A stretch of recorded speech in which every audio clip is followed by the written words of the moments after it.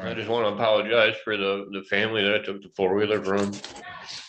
Cause I know now that I got a clear head and I sit here and think about it every day, I know that like if that situation would have happened to my daughters, they would have been heartbroken. So I can just imagine what their family's going through. And I just want to apologize. All right, we're on the record now for the 28th Circuit Court for both Wexford and Missaukee County. I'm on the bench here in Missaukee County. There are two case numbers. Wexford County case number is 24-13915 FH, and the Missaukee County case number is 24-3519 FH. Appearances, please, beginning with Missaukee County. Thank you, I'm David Inhound on behalf of the people of Missaukee County. Amanda Carey, Chief Assistant Prosecuting Attorney on behalf of the people of Wexford County. Robert Champion appearing on behalf of Mr. Fitzgerald, who's appearing from the DOC. He is All right, Mr. Fitzgerald, are you able to see and hear us? Yes, sir. Thank you very much. Again, Mr. Fitzgerald, I understand is serving a recent sentence. Also, the court recognizes before today Mr. Stephen Saladay, an agent from the Michigan Department of Corrections. All right, we're here today for sentencing. Let's take a quick look here. We've got the correct sentencing dates. Let me see if I had any amendments or corrections. Again, I'll note that part of this report is largely from a sentence that was given by this court on October 18th. And so therefore, there are a lot of the report again comes from that file. All right, at least in the Missaukee County case, I did not notice any need for change. Mr. Denham? I would concur, Your Honor. I reviewed it and it doesn't appear that there's any need for any additions, corrections, or Mr. Champion on that file? yes, Your Honor. PRV 6 should be scored at 0 in this matter. It's directly related to the fact that my client was not on bond at the time of any of these incidents. Hold on. It is already at 0 on the Missaukee case. So I let's believe just, that's the Wexford case. PRV 6 is 0. Yeah, yep. I have in the Missaukee case 10 points. okay, hold on. Wait, I'm sorry. You are correct. Wexford, let me switch. Let me grab the Missaukee. Thank you very much. I was looking at the wrong one. All right, so that one's 6. Yes, sir? I was just gonna say, you know, the people have no objection to that correction. Certainly. But that then goes into a number of factors. So it's a unique situation. If we look at, probably easier if we look at CFJ 284A, starting at number 27 out of 30 and proceeding from there. Sure. The number 27, the offense date was January 14th, 2024. The arrest date was August 15th, 2024. Yeah, I see where you're getting to. And then the same on 28, the offense date was April 12th. The arrest date was July 18th. Let's take, all right. He wasn't, so we are here, which one is that one? That is the, all right. So we're gonna 27, have- 28, and 29 all occurred prior to his initial arrest date, and that was out of Grand Traverse, which occurred on May 31st. Okay. Oh, so yeah, he's actually serving the sentence on a Grand Traverse. I got that mixed up. I thought I had recently violated him on a probation. No. I may have been wrong. So the status at the time of the offense for all of those Was not on was bond. not on bond. Mr. Saladay, you tracking? I'm sorry, Mr. Blazek? Yes. Mr. Saladay. Mr. Saladay is tracking because he did it correctly or whatever. Mr. Blazak, we just go ahead and change all those. Thank you very much. The court will rescore offense variable 6 in file 3519, which is the Missaukee County case, taking that from 10 points to 0 taking the total PRV so far down to 145, which does not impact the guideline range. That's correct. All right, Mr. Champion, anything else? Let's see if you could focus on just on the Misaki case. So we just look at, that just changes page 1 of CFJ 284A. Also, as we just discussed, it changes obviously the prior criminal history as outlined. With that, we have no other additions, corrections. Hold on, in 1 second, let me take a quick look here.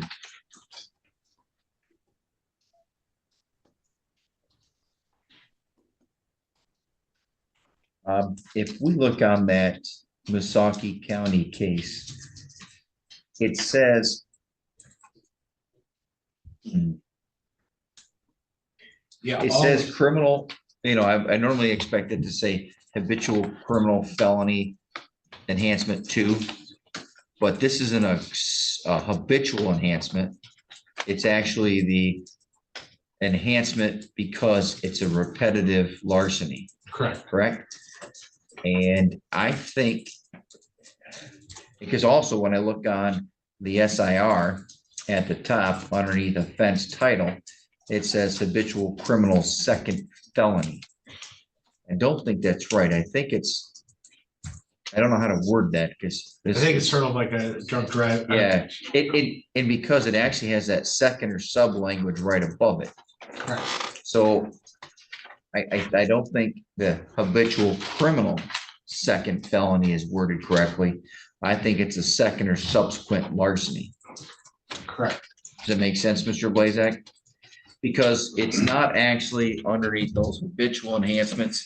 It's actually underneath the larceny statute itself, 750.356(3)(b). I don't want that to come back, and I also want to make sure we have that correct for the clerk. That code, you said 3563B is what's in the conviction information. Yeah, hold on.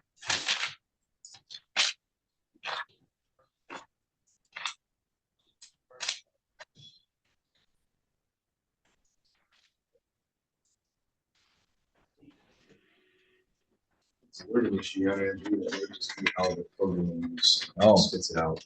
That's interesting. It's 3.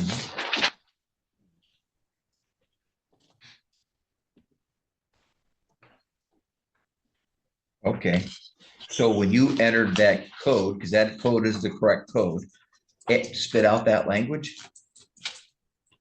That would be my understanding. I didn't enter that. That would be just protocol. All right. Well, yeah, I think that habitual criminal second felony needs to be taken off. Or at least maybe explain. Let's take a look and see, because it also appears on CFJ 145 underneath the current conviction. Let me see how we worded the language.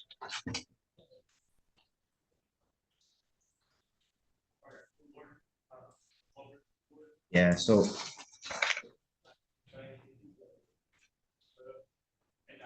well, you know what? I think your description or the agreement is pretty much spot on. So, all right, I think I'll let that go. Anything else, Mr. Champion? No, Your Honor. Ms. Carey, any corrections or amendments in the Ms. Wexford file? On CFJ 284A.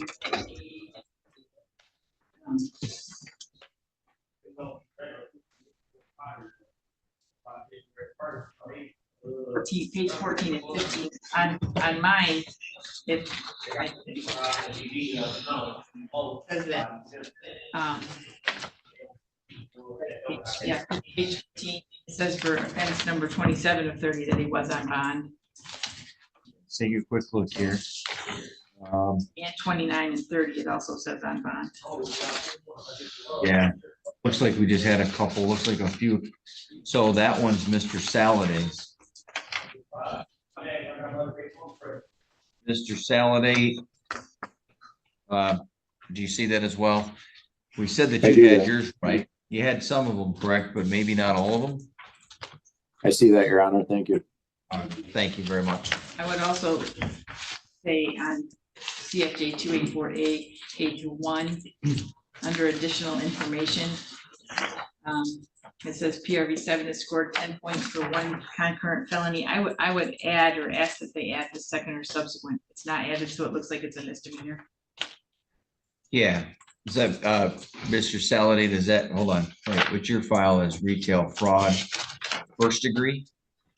And then you're talking about CFJ 284, page 1. You were looking at which one of those paragraphs? Under additional information, Okay, yep, so we're looking at PRV 6? PRV 7. 7, sorry, yep.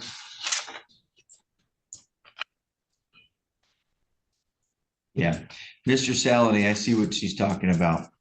Underneath additional information on CFJ 284A, page 1, sentence that begins, quote, PRV 7 is scored 10 points, end quote.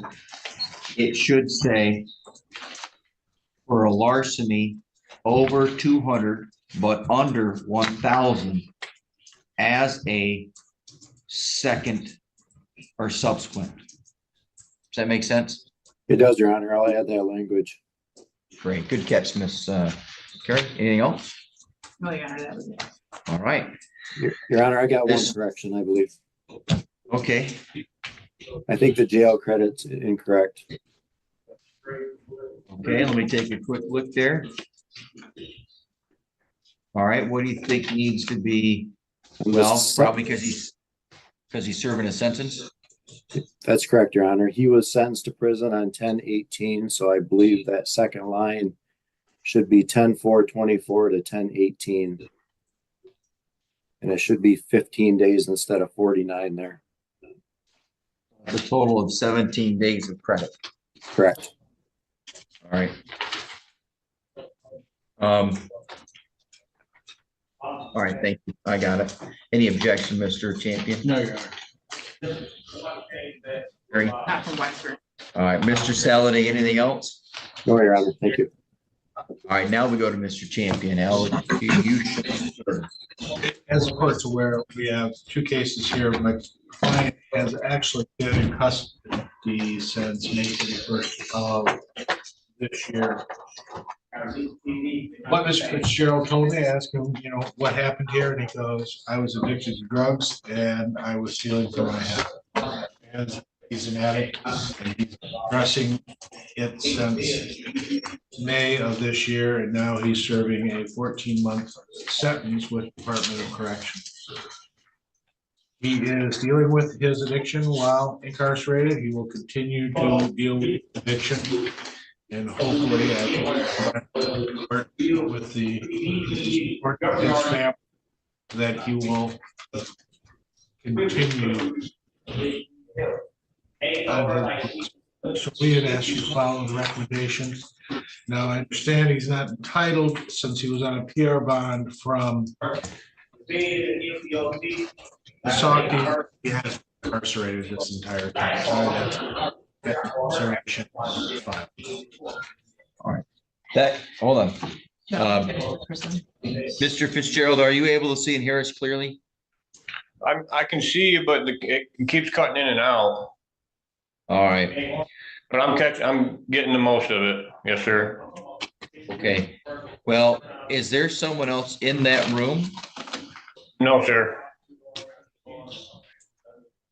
Or is there, I see that the door behind you is closed. Are there any other Yeah. doors open? Can you hear the people talking out there? Yeah, that's what I'm hearing. Yeah, there's a visitation room right here outside this window. Okay. All right, well, we're gonna do our best. All right, thank you, Mr. Champion. Let's go ahead and hear from Miss Carrie and her file. Did you have anything else? Sentence? No, not on the PSI, no. You want No. elocution? He just gave me elocution. Elocution is now your time. He covered both. You've got one file. I got you. That he's done, It's okay. but Your Honor, as the court follow the recommendation, Mr. Fitzgerald has a long history. It goes back a ways over 20 years. That includes other thefts, controlled substance convictions and assaultive crimes. So I think the recommendation is more than fair in this case. He stole over, I think it was about $1,500 worth of merchandise from Walmart that he was caught with. So, thank you. Thank you. Mr. Denholm, as to the Masaki file, sir. Thank you, Your Honor. I likewise was going to note the extensive prior criminal history of the defendant. There are 30 entries. In Misaki cases, the court is aware involves an ATV theft. The recommendation is for 365 days or 1 year. We support that recommendation. I believe there's 1 day credit because the defendant was on a PR bond and then also was serving in a separate sentence. We would leave to the discretion of the court whether the court considers that in terms of a sentence for the defendant. And with that, I'll leave it to the discretion of the court. Thank you. And I want to make sure, because we did a little bit of talking about this, and I know I was somewhat confused. In the Misaki file, is there habitual second, or is it just the subsequent because he had the prior Just larceny? subsequent, correct. No habitual second. In other words, there's no additional half. Correct. All right, got it. Thank you. All right, Mr. Fitzgerald, we had issues this morning. I want you to know that this morning, when we called the case, Mr. Champion provided to me multiple letters. The break that we've had in the middle of our day has allowed me to review all those letters over the lunch break. Those included a letter from Danica Jones. I highlighted here, she talked about how you have had some difficulty. It's tough on your child with you being locked up. And the one thing that I caught, it says, but that doesn't mean he can't change. So I appreciated that. And there was more to it, but I just wanted you to know that I read it. There's another statement from a person named Darian Hoyt, who apparently has known you for about 4 years. And she is the sister of that last person. She talked about how you need to be strong, learn steps to continue sobriety and so forth. There was also a statement written by Bobby Joe Withrow. Hopefully I pronounced that correctly. And she talks about you being a good employee. In fact, she called you an exemplary employee. Then there was a letter from Leanne Lynn Lutz. That's with 2 T's. She talked also about your connection with your children and the love that you share between them. And then there's a statement from Clarissa Joe Fitzgerald. And obviously I recognize that she is a daughter. And she talked about how you help calm her down when things get difficult for her. And that she knows you've done some pretty stupid things, but declares you to be a wonderful dad. So, and for both she and her little sister. So I want you to know I read those statements. Thank you. Is there anything you wish to say today, Mr. Fitzgerald? Yeah, I just want to apologize. It's all right. Take your time, sir.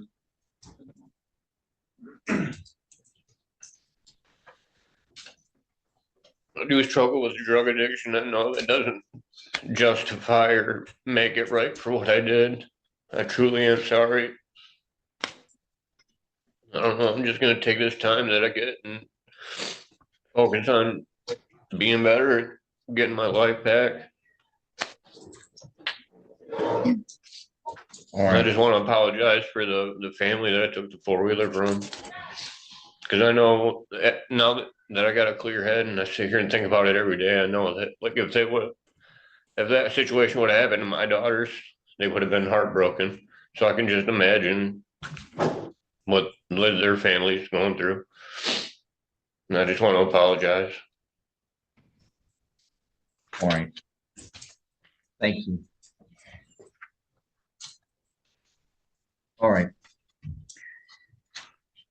Some of this I have to say, and I recognize that some of it sounds like I'm beating up on the defendant.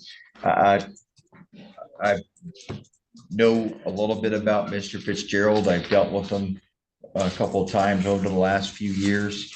He generally admits responsibility, takes it on the chin, serves his time, stuff like that. But I do need to make statements to identify the proportionality and reasonableness of the sentence pursuant to People versus Posey. We can tell here, and I'll just skim it by saying CFJ 284A, the criminal history consists of some juvenile history, but mostly it's all adult history. I think he had a juvenile thing back in 2022. And since 2002, and since 2003, the defendant has had a pretty broad criminal history. Some are larceny, some are drug related, some are R&Os, a lot of them occurred while on bond, some occurred while on parole or on probation. Several have resulted in probation being terminated unsuccessfully, in addition to multiple probation violations. So when we take a look at that, we can see that this is definitely something that Mr. Fitzgerald has struggled with, and it definitely highlights that controlled substance addiction is difficult and it's not a victimless crime.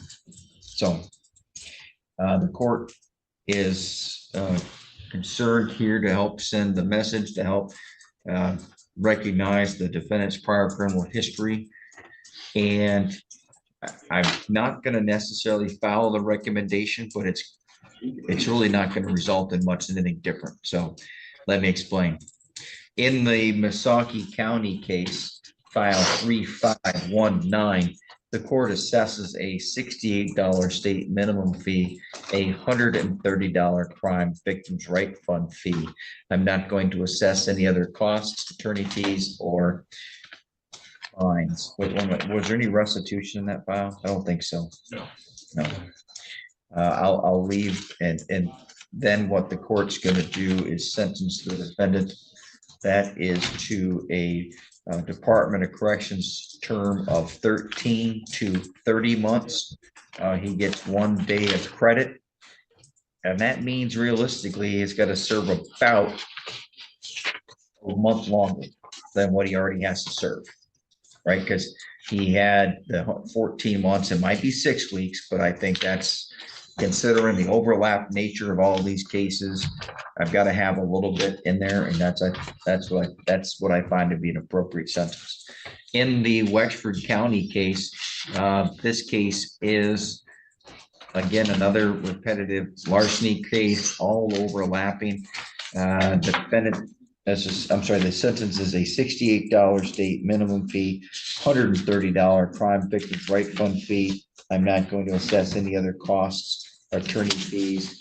The court sentences the defendant to a prison term of 13 to 60 months. And in that case, the defendant gets 17 months. 17 days credit, 17 days credit. Whew, that was crazy. I think I've got it all. Mr. Blazak, anything? Just wanted to confirm that those are concurrent then. Yes, these run concurrent, and they run concurrent, obviously, with whatever sentence he is serving. I thought I didn't say that very well, but that was my intent. Anything else from the people, Mr. Denhout? No. Anything else from the people, Miss Carey? On your file? I have one more. Sure.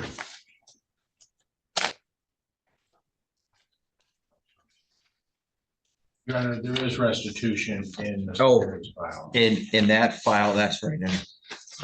It wasn't listed on the. I should have got that in the CSI. All right, hold on. How much was that restitution? $1,684.69. That's right. 1,000.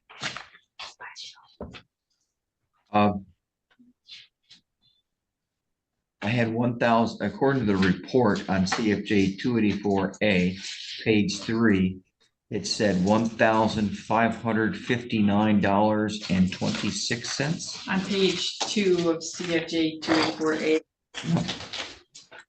Oh, I see that right there, the merchandise total. Yep, I see that. Mr. Champion? We have Yeah. no objection, Your Honor. The court therefore assesses also in the Westford file a restitution of $1,684.69, and that is to be paid to Walmart in Cadillac. All right, anything else, Ms. Carey?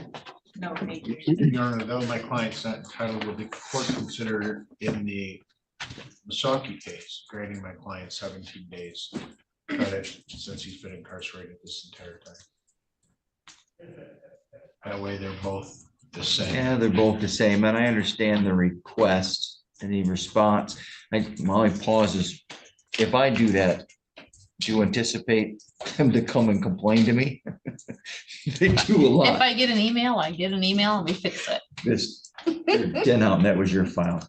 Yes, sir. I don't think there's any dispute that the defendant is not entitled to those days, but we don't have any objection for the court to consider that. In the courts, the court will exercise discretion and in the Misaki County grant the defendant 17 days of credit, which gets him out on both the Misaki and Wexford case at the same time, which will probably be, without anybody holding me to my calculations, approximately 5 to 6 weeks after the conclusion of the Grand Traverse case sentence.